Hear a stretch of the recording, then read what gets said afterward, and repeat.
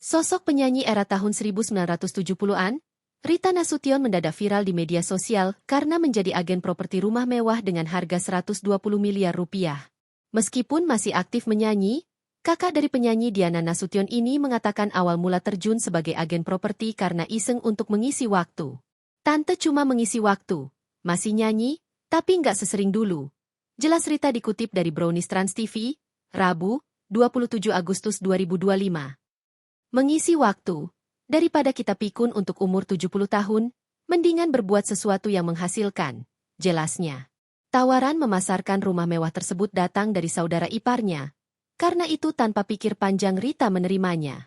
Terlebih, Rita tak diharuskan datang ke kantor ataupun diberi target menjual rumah.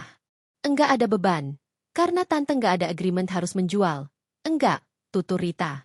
Rita sendiri awalnya tak percaya kontennya sebagai agen properti menjadi viral di media sosial.